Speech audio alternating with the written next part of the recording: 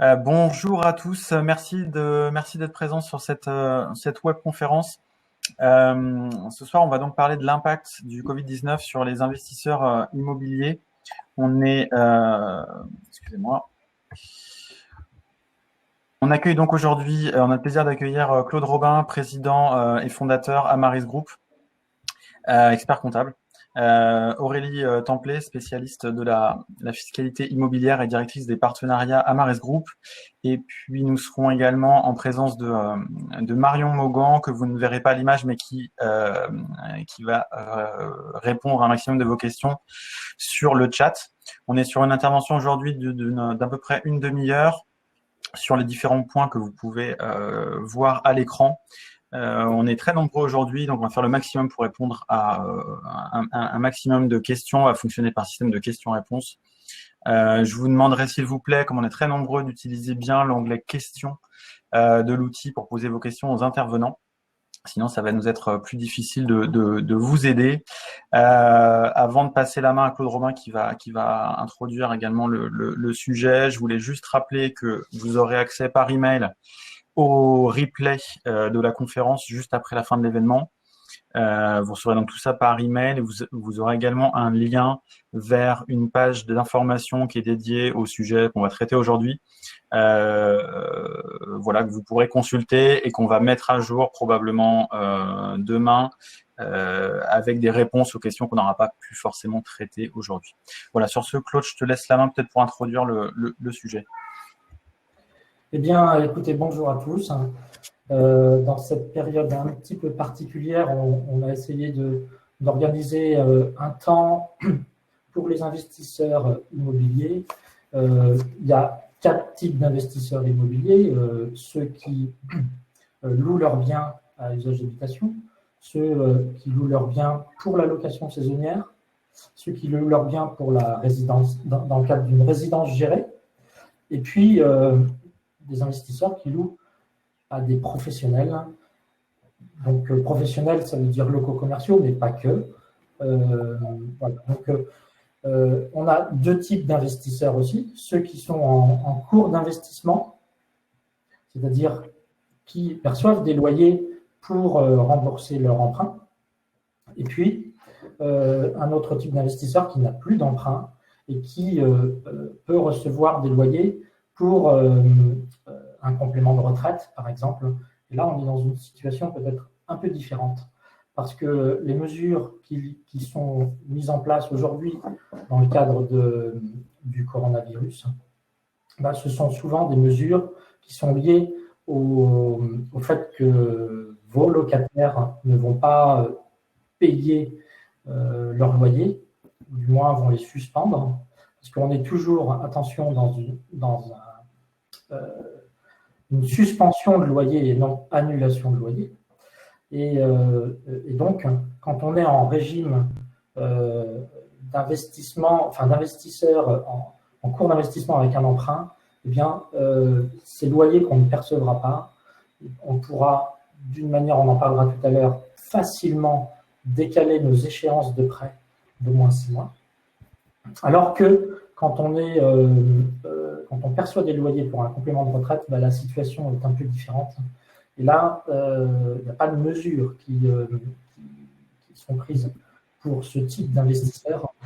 Et c'est là où patrimonialement, il est important de ne pas mettre ses œufs dans le même panier et de faire en sorte que ce type d'événement qui est exceptionnel, eh bien, on puisse faire en sorte d'avoir plusieurs sources de revenus et peut-être une épargne autre pour pouvoir faire face à cet événement tellement inattendu et qui est mondial. Voilà. Donc, 2 types d'investisseurs, c'est important parce qu'on le verra tout à l'heure dans les mesures, c'est surtout décaler les prêts et pour faire face aux loyers qui ne sont pas payés. Donc on peut commencer, Régis, si tu veux.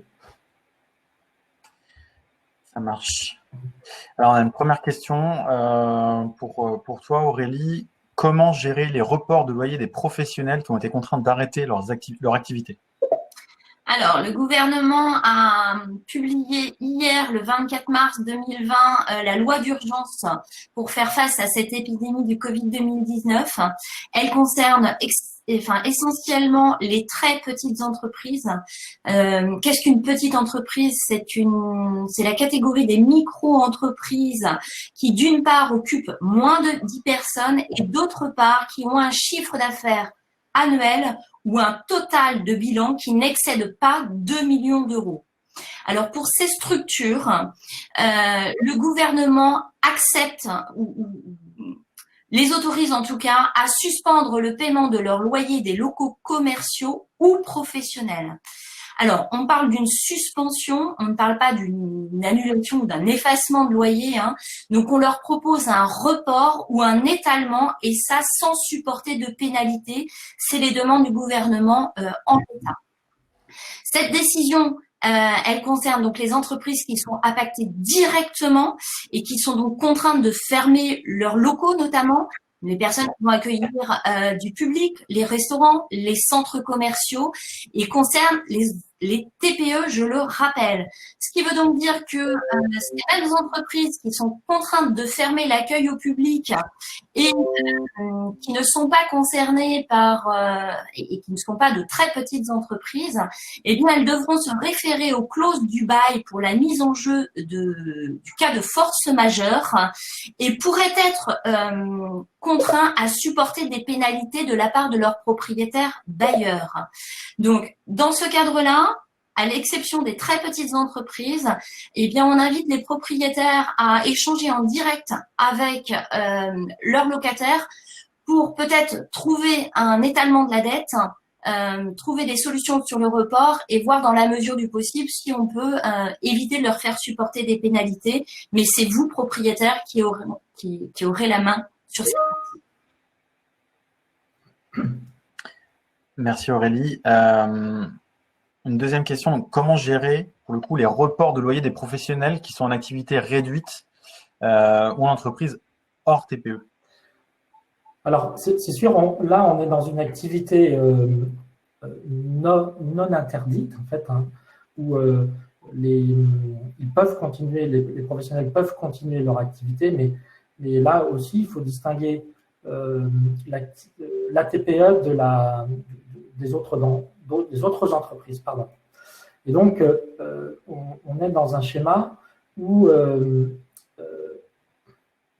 la loi prévoit que pour la TPE, s'il y a un chiffre d'affaires qui est fortement en baisse, eh bien le locataire pourrait demander un report de ses loyers sans supporter de pénalité. Donc là, on est dans une situation où quand on est propriétaire avec un emprunt, je pense que ça ne pose pas de problème et pour faire face à cette solidarité, eh bien, on demande à notre banque de reporter nos échéances bancaires et ce qui permet aux locataires eh bien, de faire face à ce moment difficile. Quand on est dans un autre schéma, c'est une négociation à avoir avec son locataire, une négociation pour voir comment on peut étaler, reporter, peut-être baisser, peut-être avoir des paiements partiels, mais c'est une négociation et puisqu'on est dans le cadre du droit des contrats et que l'on puisse faire en sorte que les parties s'entendent et soient gagnant-gagnant. Pour les autres catégories d'entreprises, quand aussi c'est le droit des contrats, il faut se référer au bail. Et donc il y a une discussion à avoir obligatoirement entre le bailleur et le preneur, enfin, le locataire, pour que les deux parties s'en sortent. Voilà. Donc c'est pas forcément évident pour ceux qui perçoivent des loyers. C'est surtout à eux que je pense, perçoivent des loyers alors que ces loyers leur servent complément de retraite, souvent. C'est là où il faut faire preuve il faut vraiment une négociation entre les deux parties pour que tout le monde s'en sorte. Une autre question pour toi, Claude. Quel impact aujourd'hui pour les investisseurs en résidence gérée? Alors, on entend par résidence gérée tout ce qui est EHPAD, maison de retraite, résidence étudiante, résidence de vacances, tourisme. Et en fait, les biens qui sont touchés, ce sont plus les résidences de tourisme et d'affaires, hein, puisqu'ils sont complètement impactés, puisqu'ils n'ont pas le droit d'ouvrir. Et donc, ces gestionnaires comme Pierre et Vacances, par exemple, eh bien, tous leurs logements, aujourd'hui, ils sont fermés. Donc, on est dans un schéma où on n'a pas affaire à des TPE, et donc, ils devraient normalement maintenir leur loyer. Mais on a eu connaissance, par exemple, d'un opérateur de tourisme, MMV, qui a envoyé un message à ses propriétaires en disant qu'il suspendait le loyer du premier trimestre. Donc, on est dans un schéma où, même si on est en résidence gérée, eh bien, on peut, et quand on est propriétaire, avoir quelques problèmes d'encaissement de loyer du fait du coronavirus, mais surtout pour la partie tourisme et affaires. Quand on est propriétaire d'une EHPAD, enfin d'une chambre d'EHPAD, pardon, il n'y a théoriquement aucun problème.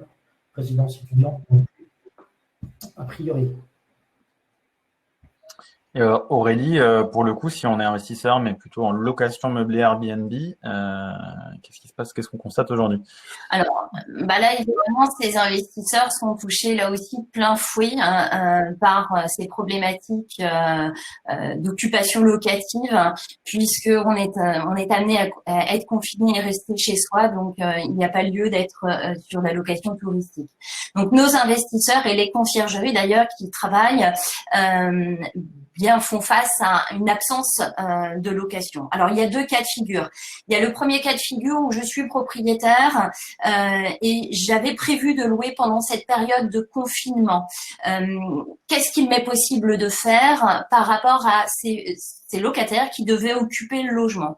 Alors, le conseil qu'on va plutôt vous donner sur ce sujet, ça va peut-être de penser au remboursement de la semaine louée ou du court séjour loué, car il est probable que les juges donnent raison à ces locataires en cas de force majeure. En revanche, pour toutes les locations saisonnières qui doivent prendre effet après la période de confinement, on ne connaît pas encore l'échéance, mais toutes les locations qui sont prévues pour l'été, en cas d'annulation, vous, propriétaires, vous avez la possibilité de conserver donc les arts si vous avez perçu des arts, conserver les acomptes et demander le solde si vous aviez convenu d'un acompte. Enfin, pour certains, vous avez peut-être été déjà sensibilisés, mais les propriétaires qui, Airbnb en tout cas, mène une opération de solidarité et invite les propriétaires à proposer leur logement pour accueillir les personnels soignants. Donc, si toutefois vous avez la possibilité de répondre et de loger ce personnel qui a aussi besoin de nous. Je voudrais d'ailleurs, il y a quelque chose sur les locations Airbnb. Je discutais ce matin avec un acteur de la location saisonnière, notamment sur la côte, et qui me disait que aujourd'hui, les spécialistes du secteur pensaient que cet été, si jamais nous sommes sortis du confinement, bon nombre de Français n'iraient pas en vacances à l'étranger, n'iraient pas forcément dans des campings ou dans des résidences vacances, mais plutôt privilégieraient des résidences villas pour être en sécurité et en France. Donc, on peut imaginer malgré tout un rebond de la location saisonnière quand on sortira du confinement et parce qu'il y a un bon nombre de Français qui resteront en France pour leurs vacances. Je viens de partager sur le chat le lien vers l'opération pour information, pour ceux qui voudraient regarder. Je vois quelques questions qui interviennent où on a des propriétaires qui s'interrogent sur la location saisonnière en disant est-ce qu'il y a, moi je vais perdre du chiffre d'affaires, notamment c'est le cas de Nathalie qui indique que je vais perdre 5 000 euros sur mon prévisionnel. Est-ce qu'il y a des solutions ou des aides pour ces propriétaires? Le bien étant détenu en société civile immobilière, à ce jour il n'y a aucune intention de prise en charge du gouvernement dans ce sens et sans m'avancer, mais je doute qu'il y ait des aides sur ce sujet.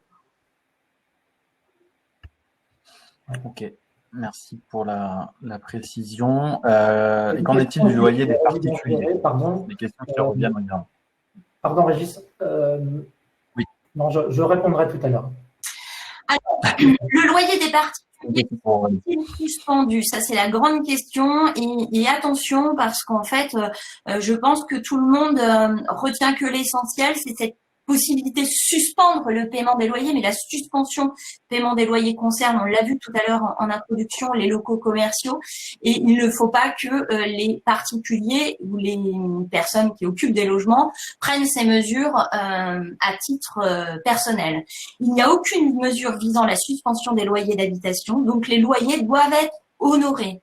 Les propriétaires qui à ce jour sont victimes d'impayés, ils devront mettre en jeu les garanties habituelles, c'est-à-dire solliciter la caution solidaire, si caution solidaire il y a bien sûr, se rapprocher de l'assurance loyer impayé et éventuellement déclarer auprès de Visal pour les personnes qui bénéficient de l'aide Action Logement, de la caution d'Action Logement Visal.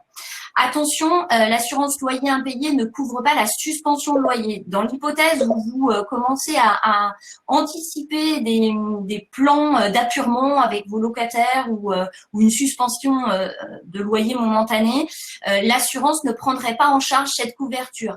Donc, c'est vraiment à vous en tant que propriétaire de déclarer sinistre s'il y a, et c'est l'assurance loyer impayé qui prendra le relais et qui décidera si elle doit mettre en place un échéancier. En revanche, il existe un cas particulier sur des mesures exceptionnelles de prise en charge de loyer, c'est les étudiants qui sont logés dans les résidences universitaires du Crous. Ces résidents ne sont pas amenés à régler leur loyer du mois d'avril, ils peuvent partir sans préavis de départ à respecter. Là encore, c'est une mesure qui est prise uniquement pour les personnes logées dans des résidences du Crous. Ces mesures ne s'étendent pas aux résidences services étudiantes du parc privé. Très bien. Alors, du coup, quand on ne touche pas forcément tous les loyers prévus, se pose la question des prêts immobiliers. Claude, comment est-ce qu'on peut renégocier et étaler son prêt immobilier? Excusez-moi, j'étais en train de répondre à une question parce qu'on a énormément de questions et ça va être difficile de répondre forcément à toutes les questions en direct. Je ne sais pas comment on fera, Régis, mais je peux répondre après. Mais on va prendre le temps de les relire après et d'essayer de compiler tout ça et de mettre ça sur notre page internet. Ouais. Comment étaler son prêt immobilier? C'est sans doute le plus simple à faire aujourd'hui. C'est ça qui est étonnant, alors que d'habitude, les relations avec les banques sont parfois compliquées. Là, pour une fois, elles ne sont pas compliquées.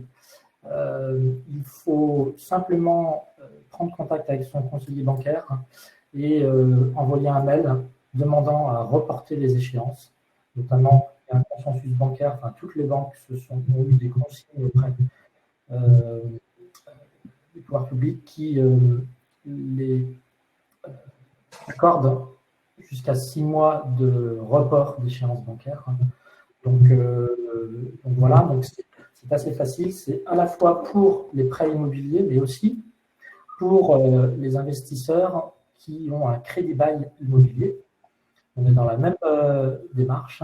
C'est un report de 6 mois maximum aujourd'hui pour faire face à la crise.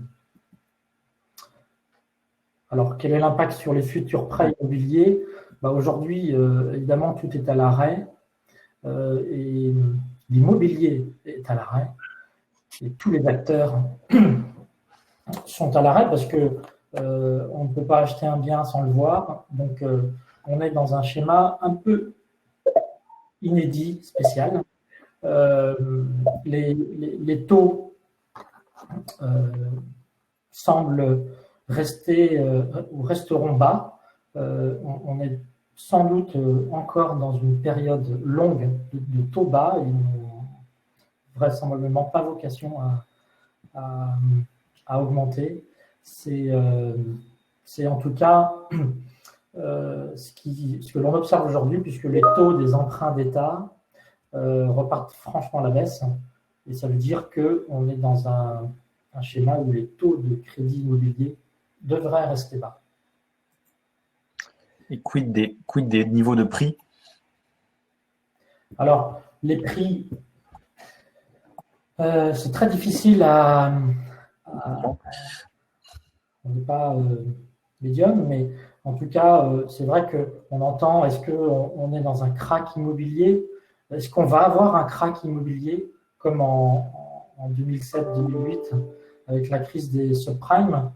Il y a un consensus qui dit qu'on n'est pas dans la même situation, même si on est dans un schéma où les notaires disent que le marché peut baisser peut-être de 10-15%, pas en Île-de-France, on serait peut-être dans un schéma à moins 5%.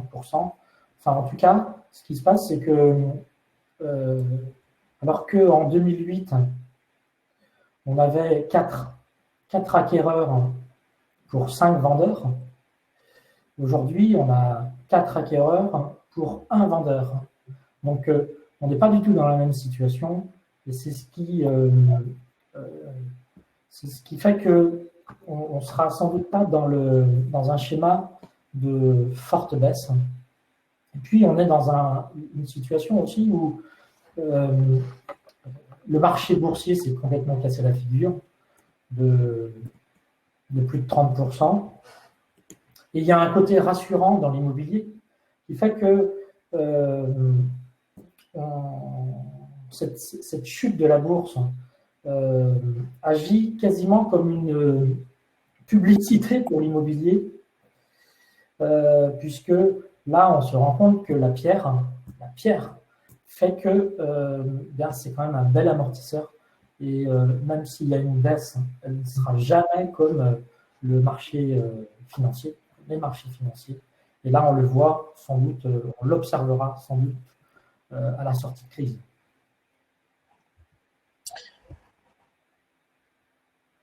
Alors, sur un plan plus pratico-pratique, peut-être Aurélie, le locataire a donné congé, est-ce qu'il peut déménager en ce moment pendant le confinement?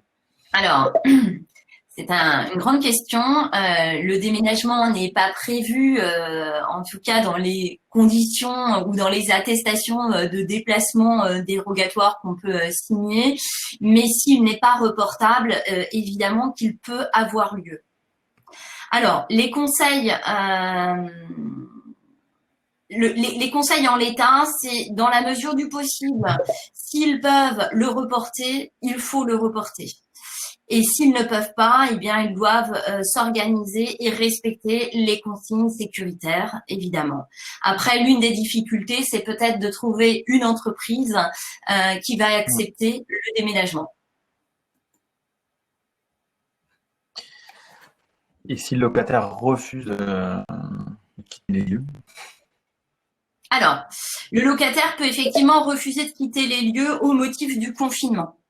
Dans ce cadre-là, plusieurs possibilités. Soit vous acceptez, alors vous avez très peu d'autres cas finalement que d'accepter la situation, soit l'accepter avec un avenant au bail et du coup vous annulez le congé il reste dans les lieux et le contrat initial se poursuit, ou soit vous acceptez un maintien temporaire pendant cette période de confinement. Le bail est donc résilié, le locataire ne vous doit plus un loyer mais des indemnités d'occupation et est toujours tenu malgré tout à son obligation, je dirais, contractuelle, en tout cas d'occuper en bon père de famille le logement. Très bien. Dans le cas où on a plutôt quelqu'un qui est en train de rentrer, comment réaliser un état des lieux en ce moment? Alors, l'état des lieux d'entrée ou l'état des lieux de sortie, effectivement, eh bien, ça reprend un peu la thématique du déménagement. Dans la mesure du possible, si on peut le décaler, il faut le décaler. Si on ne peut pas, on a peut-être plusieurs solutions à proposer. La première, c'est peut-être de proposer aux locataires de réaliser eux-mêmes l'état des lieux en restant à distance les uns des autres, qui respectent les consignes. Idéalement, vous pouvez leur préparer les documents, leur transmettre par mail de sorte à ce qu'ils puissent le faire eux-mêmes.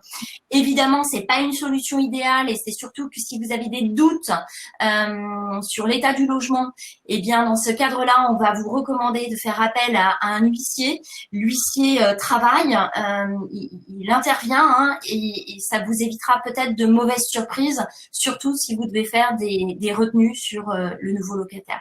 Je rappelle qu'on est dans le cadre d'un état des lieux d'entrée, on aura la possibilité, le locataire entrant à 10 jours après son entrée dans les lieux pour vous faire part des éventuelles remarques qu'il aurait constatées. Alors, on a perdu. Voilà. Problème de connexion, évidemment, au bon moment. Je vais essayer de repartager le diaporama. Voilà. Donc, je l'ai perdu, Aurélie, mais je pense qu'il va répondre à la question. Oui, j'ai répondu sur cette partie. Donc, Claude, pour le coup, on a signé, voilà, le locataire a signé un bail. Est-ce qu'il peut annuler ce qu'il a signé? Alors, c'est plutôt à Aurélie de répondre. C'est plutôt moi qui dois répondre, Régis. Le locataire qui a signé et qui doit annuler ou qui souhaite annuler au motif du coronavirus le contrat de location, bien la position juridique, c'est théoriquement non. Après, cette décision vous appartient, mais en réalité, le locataire vous doit 1 mois de loyer, doit donner congé, respecter son préavis.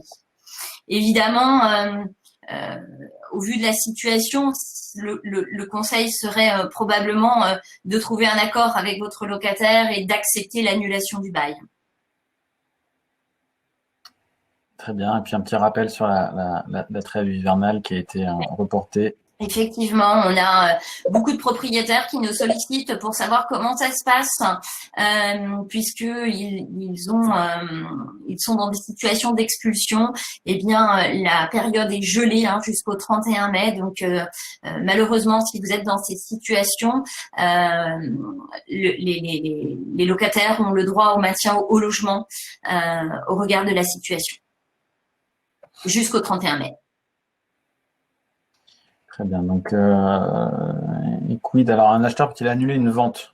Une question pour Claude. Là, quand on a signé un compromis de vente, aujourd'hui, on ne peut pas annuler une vente en raison du coronavirus. On peut juste utiliser le délai légal de rétractation des 10 jours.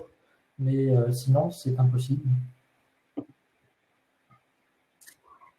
Ok. Et est-ce qu'on a un impact sur les SCPI? Ouais, les SCPI, c'est une question intéressante parce que quand on parle d'investisseurs immobiliers, c'est aussi investisseurs dans le papier et donc dans les SCPI.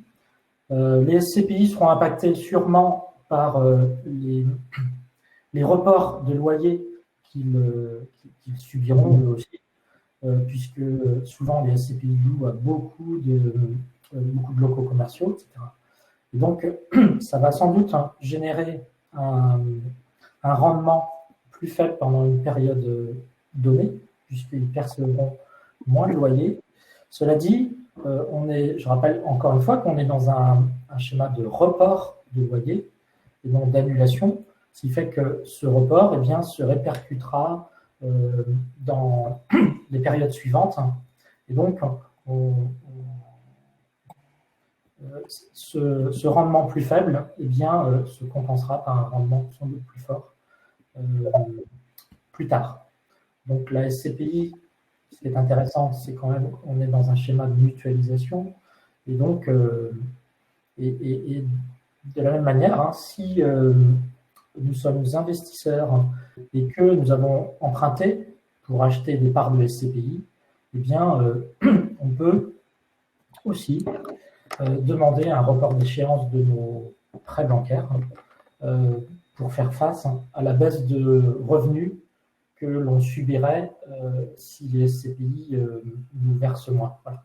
Donc, après, la valorisation de l'immobilier ne devra pas le déprécier. On ne sait pas trop, comme je le disais tout à l'heure, mais en tout cas, la mutualisation des SCPI fait que on pense qu'il n'y aura pas forcément une grosse dépréciation sur la valeur des parts. Après, quand je le vois sur le chat, effectivement, il y a des SCPI orientés différemment qui peuvent avoir des performances différentes en fonction de l'orientation, plutôt commerce, plutôt santé, etc. Je peux rebondir un peu. Je vois beaucoup de questions sur les résidences étudiantes. Est-ce que mes loyers vont être suspendus, etc. Moi, je rappelle juste. Alors, j'ai cru lire qu'il existait, qu'il y avait déjà eu des gestionnaires qui s'étaient rapprochés des propriétaires en évoquant une baisse de loyer momentanée. Bon, après. C'est à vous aussi d'arbitrer sur ces sujets, mais je rappelle que les gestionnaires est rarement une très petite entreprise et que la suspension ou le report des loyers ne concerne que les très petites entreprises. Donc là, je vous laisserai apprécier, voir aussi quel impact ça a pour vous tous en tant que propriétaire comme en tant que gestionnaire, cette problématique du coronavirus sur le taux d'occupation pour pouvoir avoir un positionnement sur cette proposition. Donc, si maintenant je veux chercher, si je veux gagner sur mes charges, qu'est-ce que je peux suspendre aujourd'hui en tant que propriétaire? Alors, en tant que propriétaire, Claude a évoqué la possibilité de se rapprocher de la banque. Donc, on l'a vu, la notion des échéances de prêt immobilier.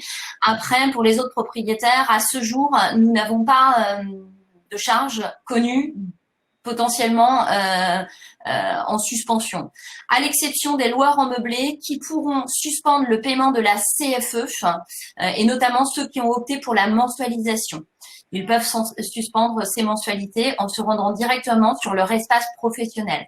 Je rappelle que la cotisation foncière des entreprises s'adresse aux loueurs en meublé qui réalisent la location en direct et ne concerne pas ou ne devrait pas concerner les loueurs en meublé qui réalisent de la location en résidence gérée. Enfin, pour tous ces propriétaires qui sont dans une impasse sur ces situations de loyer impayés, pour ces locataires qui pourraient, je ne sais pas si le terme est correct, mais abuser de cette situation d'impayés ou victimes eux aussi, je vous invite à contacter une hotline qui est mise en place qui s'appelle SOS Loyer Impayé. Ils sont joignables au 0805 160 075. On vous conseillera, on vous accompagnera et on vous donnera peut-être les meilleurs conseils à adapter de manière individuelle. Tu voulais évoquer la hotline également sur les loyers impayés? C'est ça, justement, la hotline qui est évoquée, Régis. Ok, très bien. Pardon, j'essaie de faire deux choses en même temps. Je pense qu'on est arrivé au terme de ce qu'on avait prévu. Je voulais préciser quelque chose en conclusion. Aujourd'hui, et excusez-moi pour le son, parce que on est dans on a monté ce webinaire et on est tous dans nos chambres respectives dues au confinement. C'est pas forcément évident, donc on s'excuse. On est dans une situation, et là je parle aux clients d'Amarissimo, puisque je vois des questions qui disent est-ce que je suis un LMNP, est-ce que vous allez pouvoir déclarer dans les délais les alias fiscales, etc. Donc, je voudrais rappeler quand même que on est, même si nous sommes 100%